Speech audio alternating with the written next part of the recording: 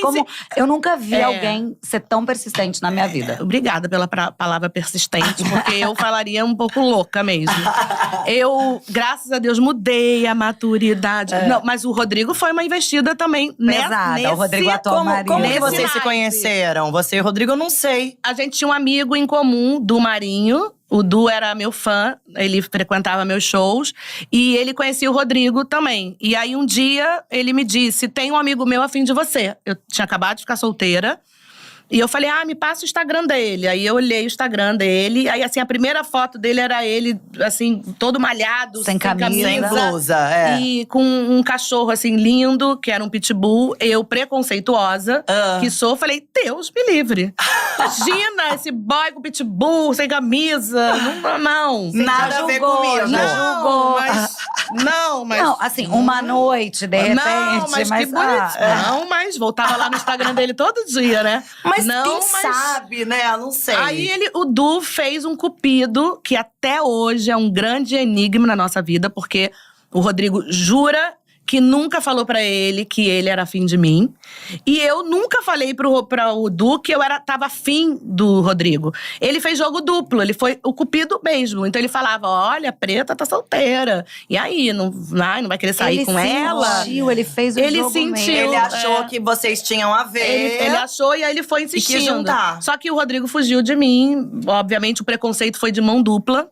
O preconceito fui eu com ele, de achar que ele era um boy… O estereótipo do hétero top, papapá. Porque tinha toda a pinta, né? Malhado ali, 24 anos. Sim. Eu falei, foge, roubada. E ele, a Preta, Gil, louca, artista, maluca, que não sei… né? Deve ter toda tido aquela toda bagagem, essa bocada.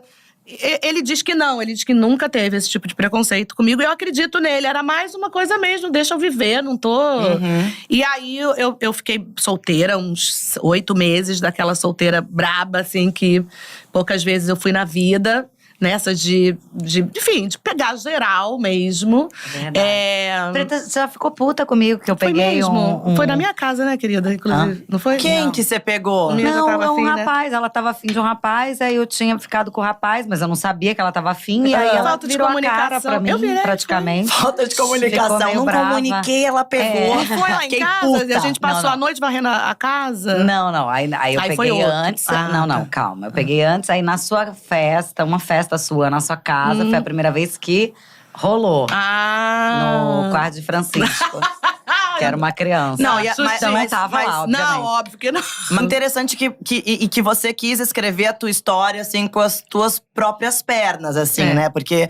Ao mesmo tempo, você tinha uma estrutura familiar muito artística, que você podia usufruir de tudo aquilo ali pra poder te ajudar nessa carreira artística. E não, e você resolveu fazer do seu jeito e andar com as tuas próprias pernas, né? Eu resolvi, mas mais do que eu resolver…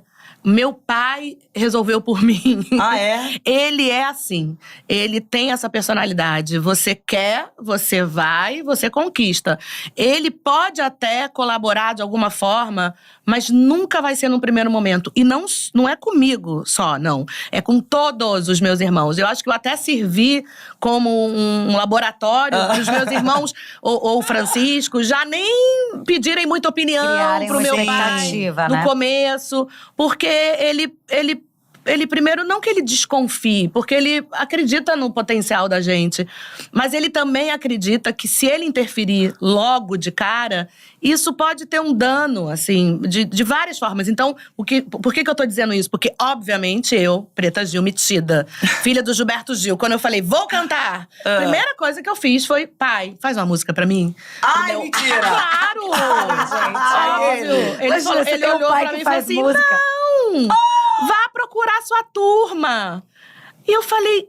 Caralho, pai! Meu Deus do céu, eu fui pro meu terapeuta e falei, rejeição.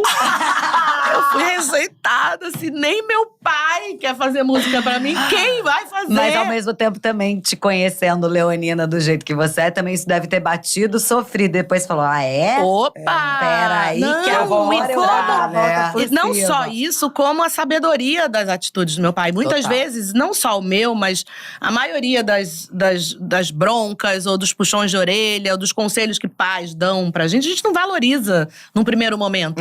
A famosa sabedoria. entende mesmo, a gente não né? entende. A gente não tem capacidade até de entender. No primeiro momento, eu fiquei arrasada. Eu falei, nossa, meu pai me rejeitou, não quer fazer uma música pra mim. Mas depois de muito tempo, principalmente quando eu achei minha turma, e quando eu encontrei com essa galera e a gente começou a reunir compositores novos, de uma nova geração, eu comecei a compor. Eu falei, meu pai não tinha razão que eu precisava? Olha. E aí demorou 10 anos de carreira. E aí um belo dia ele falou, fiz uma música pra você. Veio aí. Por conta própria. Por conta própria, por vontade, não pressionei. Só um pouquinho. Só umas cutucadas, só umas cutucadinhas. Eu adoraria uma música. Assim, e aí, essa música não vem? Não, mas sério, não, deixei realmente rolar. Ele sentiu vontade. E aí no meu disco, Sou Como Sou, ele me deu uma música. E essa história é muito engraçada, porque aí ele fez uma música pra mim, imagina. Gilberto Gil, né? Vai fazer uma música pra filha. Eu achei que ia chegar uma música… Oh, meu Deus, minha filhinha é muito linda. Minha filhinha é maravilhosa. Ela é uma pretinha. Achei que vinha uma coisa assim. Pioneira, abriu portas. Ela é gordinha, ela é gostosinha. Ela é foda. Chegou a música, pá. Um papel com a letra dele, o nome da música. Praga. Aí eu falei… Caraca! Como assim? E aí eu comecei a ouvir a música chama Praga. E é numa época que eu tinha passado por vários casos de racismo, de gordofobia, de homofobia na internet. Eu tinha processado uma turma, tava nesse momento. E ele fez uma música chamada Praga, que é ele rogando praga pra todos os meus haters. Olha! E meu pai, que nem… Ele é um cara super conectado com tudo, antenado com tudo. Mas é muito bom que uma parte da música fala… Que a sua boca suja na internet não te alfinete ou canivete nunca mais. Estou pedindo a Deus no meu tablete. Tablete é o tablet. E a voz dele falando tablete. Que maravilhoso! Estou pedindo a Deus no meu tablet que delete os ataques virtuais. Estou pedindo a Deus. Então é uma oração a ele, pedindo a Deus, a santa, sei lá quem da internet, que me protegesse dos ataques que eu sofro. E rogando praga. Mas a praga rogada por ele são as melhores. Assim, depois quem quiser, escute a música, porque é genial. Vamos escutar. É genial. É que quando você saia, cai um baita de um pé d'água, que você fique com a roupa encharcada d'água. São umas pragas leves. Leves, e umas pragas bem leves. Mas é muito bonita. E ali foi uma declaração de amor, assim. E também eu tive que ter essa maturidade de compreender a densidade da música. E como ela era linda, tão linda… Como se fosse um samba leve, ou até mais, porque era uma música de pai, assim, sabe? O pai que protege a filha. Eu acho que isso fez com que eu me perdesse. E aí foi o que aconteceu. Eu sempre fui muito produtora, assim, desde garota, assim. Fepa Produções, não, porque eu tô tão acostumada a chamar Fepa Produções. Preta Produções. Preta Produções. A gente é dessas. Você põe a mão na massa. Literalmente. Né? E aí eu lembro que eu precisava de uma grana, porque eu era… Imagina, já com 15 anos. Eu, filha de hippie, estudando em escola de classe média alta aqui no Rio de Janeiro. Eu queria ter as coisas, né? Eu tinha a mochila da Company, que era tipo o Must, o hype. Todo mundo tinha, minhas amigas tinham o All Star, a mochila da… Eu não tinha. Mas você não tinha por quê? O seu pai não tinha… Porque ele já tinha uma graninha, né? Ele já era o Gilberto Gil. Não, eles tinha graninha, mas isso era o supérfluo do supérfluo. Você ter uma mochila, porque todo mundo tem. Isso é mais uma coisa de criação mesmo, uma coisa né? de criação, era uma coisa assim… Não, você não precisa, porque todo mundo tem. Ou se você quer, você… Tinha muito isso, assim, pede pra sua madrinha. Minha madrinha era a pessoa que me dava presente. A Gal, a Gal. Meu pai e minha mãe não tinham muito isso. E minha mãe falava, imagina, essa bolsinha que sua avó te deu de crochê é tão linda. Eu falava, crochê, eu quero a mochila. Crochê e tinha agora. Coisa de você ter que ter a mochila e você trocava todo ano. Porque chegava no final do ano, as colegas, elas assinavam na mochila. No último dia de aula. Sim. Beijo, preta, nananã. E aí eu me lembro que teve um ano que, imagina, todo mundo assinou a minha mochila. E aí eu fui pra Bahia, passei minhas férias. Quando eu voltei, pra mim já era natural que eu ia comprar uma outra. Nova. E minha mãe falou, de jeito nenhum, você já tem uma mochila, você riscou porque você quis. entendeu? Ninguém mandou você riscar, a mochila tá perfeita, tá ótima, tá em bom uso, só tá riscada. Você quer lavar, quer que a gente e não dá pra sair, vai com a sua mochila. Eu me lembro, primeiro dia de aula, todo mundo com a mochila nova e eu com a mochila toda rabiscada do ano anterior, assim. E aí eu sempre fui dessas, que aí todo mundo me zoou, né? Imagina, preta. E eu, ai, gente, vocês estão por fora. Essa coisa de mochila nova, nada a ver. O negócio é usar antiga, você não tá vendo nos filmes, não, na revista, na manchete. Tipo, é vintage. É vintage, já inventei vintage. Já inventou. Pra você não ficar por baixo. Nunca. Mas eu sinto isso em você. Mas isso era genuíno, ou você pensava uma forma que você não queria ficar por baixo e você não ficava mesmo, ou no fundo você tava por baixo e só fingia que não? É um misto de tudo isso, né? Isso tudo a gente usa como uma grande ferramenta pra se defender. Mas é um misto de tudo isso. Eu tava por baixo, eu tava mal, mas eu não podia deitar pra aquelas pessoas, né? Pras minhas coleguinhas, então eu vou superar. E isso é uma coisa que foi bom você tocar, porque muito da minha personalidade foi feita em cima disso. Né? De superação, de você ter que ir driblando todos os preconceitos que eu passei na vida inteira. E aí você vai driblando com otimismo, com carisma, com alegria, com humor. E isso chega uma hora que vem um recibão, assim. Vem um recibo tipo… Vral, a conta chega, né? A conta chega, mas chega grande. Porque não dá pra você lidar. Obviamente, quando você é criança e você não consegue, você vai usando isso. Mas isso foi sendo reproduzido na minha vida adulta. Exato. E isso é um grande perigo. E isso é mais uma falha que eu acho que… Enfim, acontecia na minha geração, porque a gente não via criança dessa forma que a gente vê hoje, né? Que a gente tá criando um ser humano. Essas coisas todas podem gerar traumas. Vamos ser atentos a tudo isso.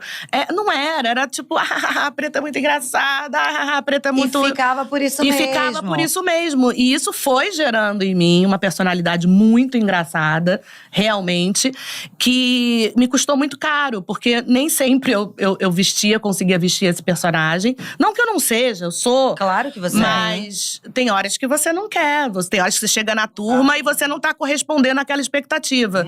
E aí isso vai te frustrando, isso vai te fazendo se questionar.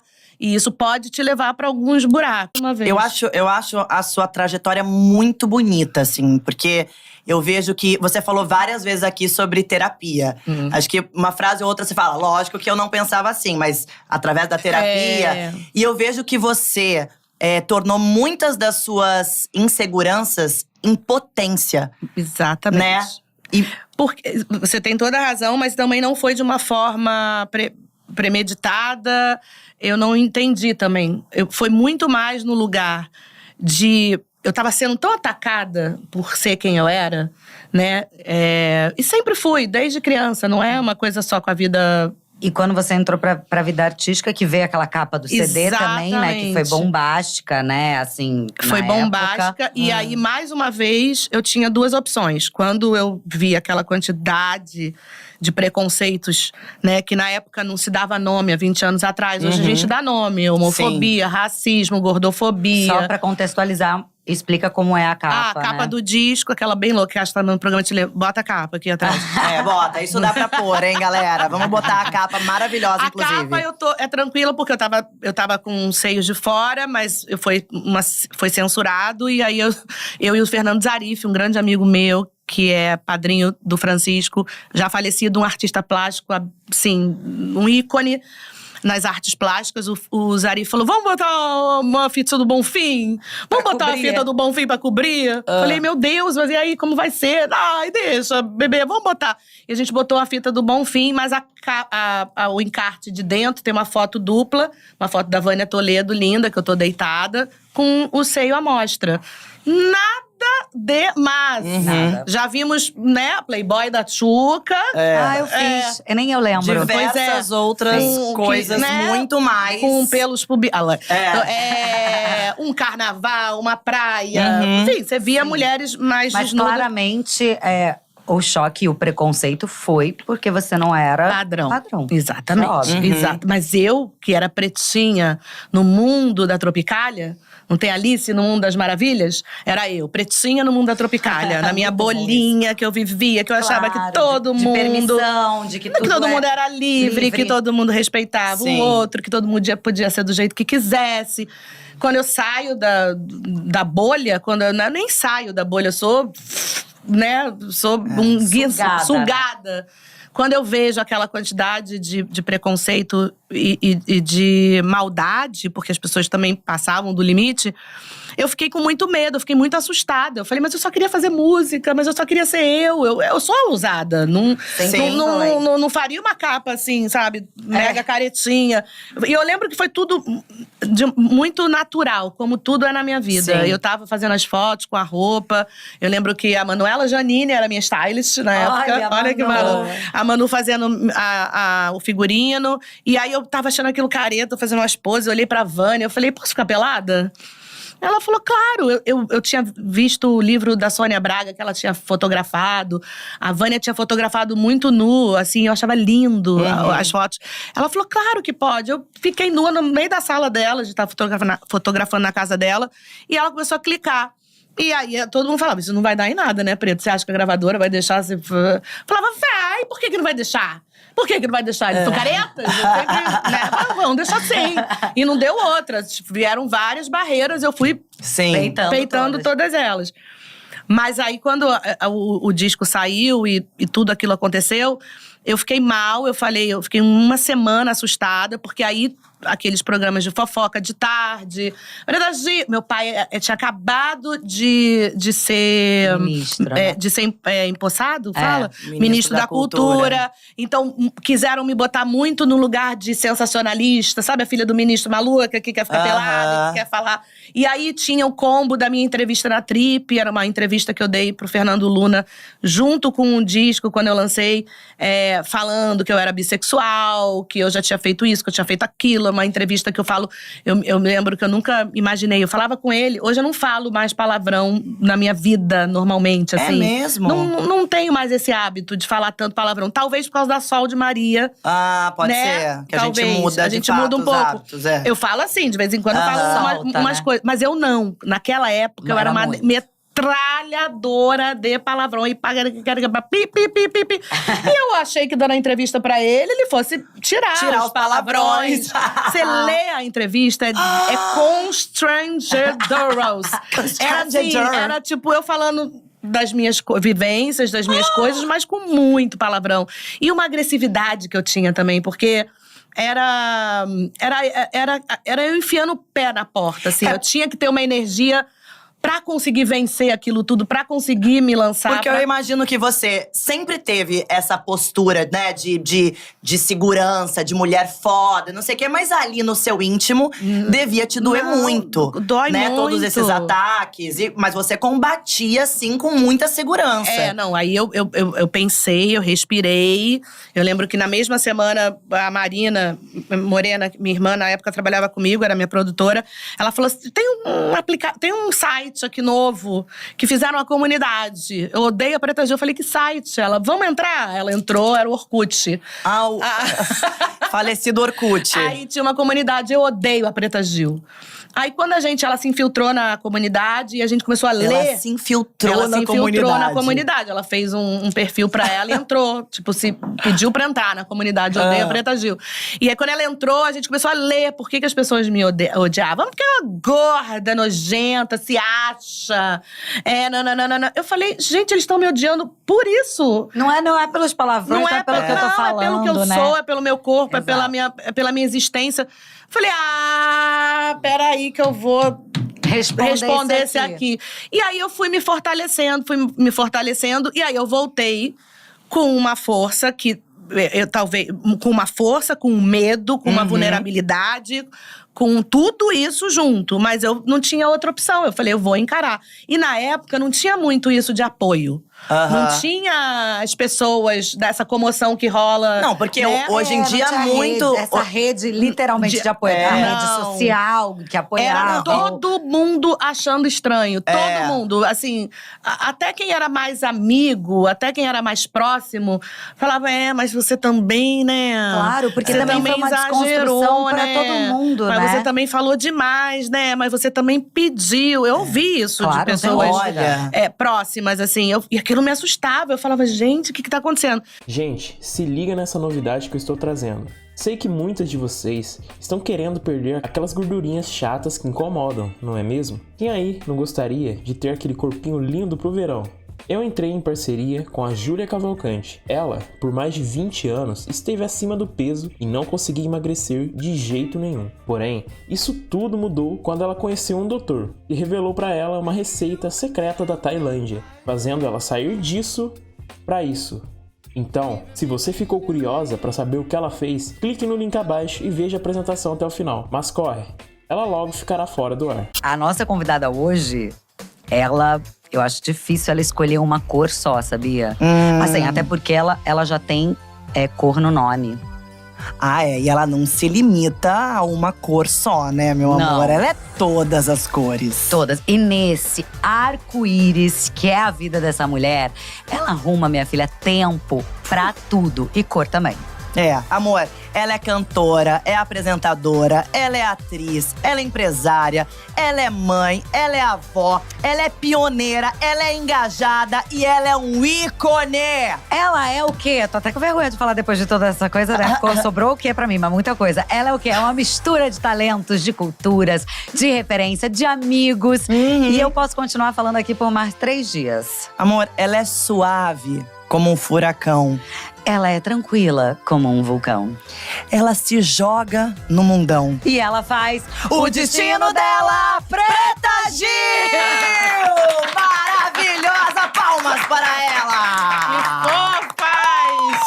Que amor! Que tudo! Amei a apresentação. Podia ser tudo vulcão, né? Igual aquele meme, né? Se joga no vulcão, tudo no vulcão.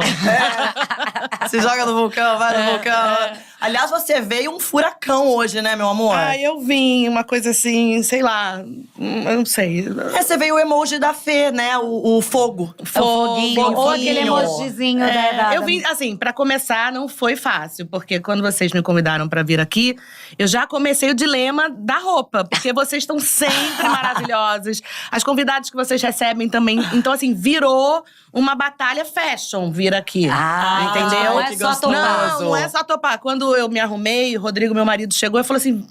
Tipo, errou o evento? Vai aonde? Tipo, tá indo pra uma premiação? Não é um podcast? Eu achei que você ia botar um jeans e foi. Eu falei, não, amor, não é um podcast qualquer.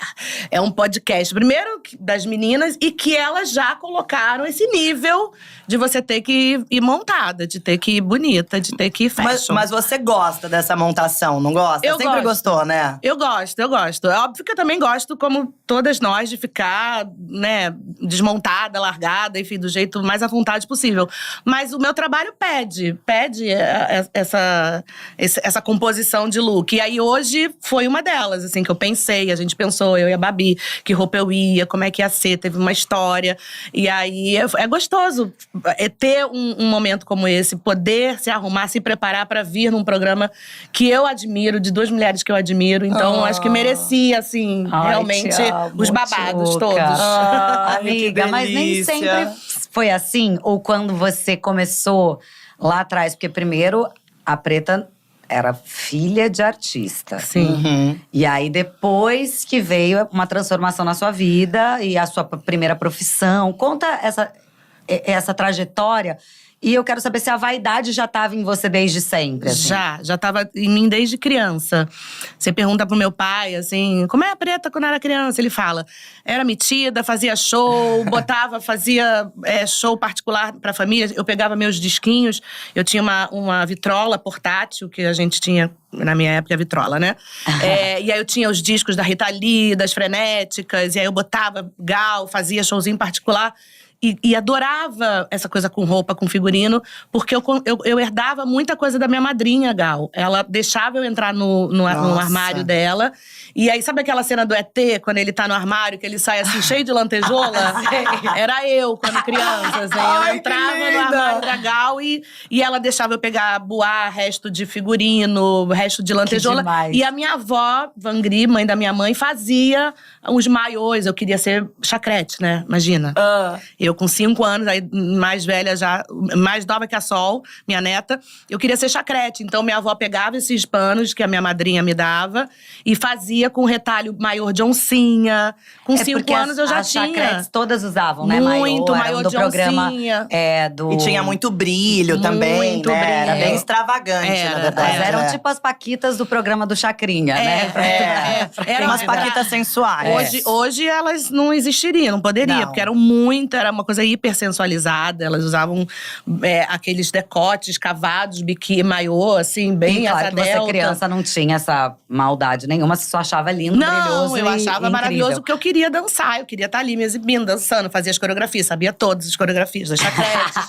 E quando meu pai ia no Chacrinha, eu pedia pra ele me levar. Ou qualquer outro parente meu, todo mundo sabia. Vou no Chacrinha, leva a preta. E aí eu ia, ficava no camarim com o Chacrinha. Eu me lembro dele me dando uva pra comer no camarim. Aí tinha aquela fila, porque o Chacrinha era por ordem de chegada.